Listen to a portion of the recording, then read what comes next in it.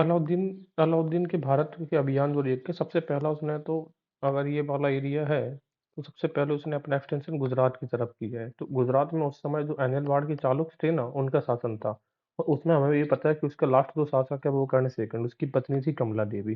तो कर्ण सेकंड तो भाग के उसने अपनी शरण ले ली थी कहाँ, देवगिरी। अब देवगिरी की अगर हम बात करें, तो ये एरिया जैसे ये गुजरात है, तो यहाँ देवगिरी है समवेयर, ये इधर पर, तो वो तो भाग के इधर पर आ गया था। तो और यहाँ पर उसकी बस वाइफ बची थी कमला देवी। तो कमला देवी अलाउद्दीन खिलजी के हाथ में लग गई, उसके साथ उसने शादी की और उपाधि दी थी मलिक जहाँ की। तो यहाँ पर जो आया था वो आया था कौन, कर्ण द्वितीय, और उसकी अपनी पत्नी थी देवल, सॉरी बेटी थी देवल देवी। तो देवल देवी के साथ में प्रेम संबंध चला था अलाउद्दीन के पुत्र का। ठीक है ना।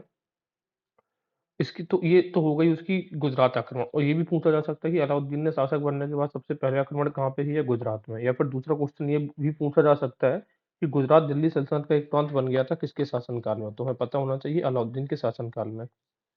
और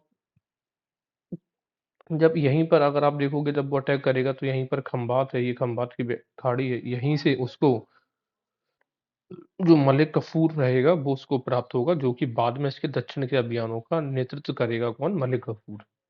इसके बाद हम देखेंगे कि दूसरा एक और आक्रमण अगर हम बात करें, तो ये देखो रणथंभौर में हुआ था। नहीं, पहले मालवा आक्रमण की बात करते हैं। जैसे ये गुजरात है, ये 1299, तो इसके बगल से ही क्या लगा है, ये मालवा का एरिया है। ठीक है, तो यहाँ पर हुआ था आक्रमण 1305 में। पहले उसने इस एरिया में कंट्रोल करने की कोशिश करी।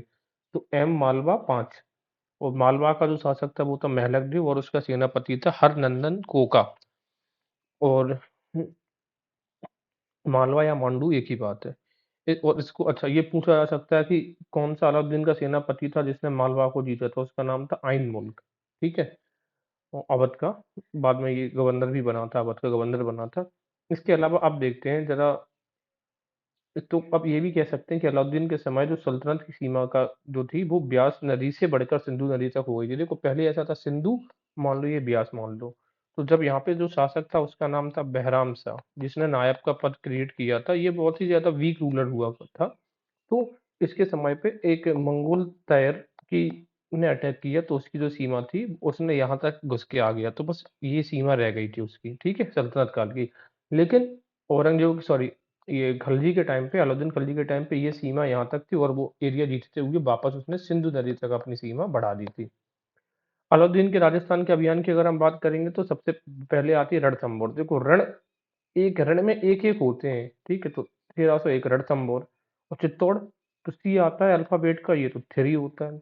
और शिवाना 8, जालौर लौर ला आ रहा है 11। ठीक है।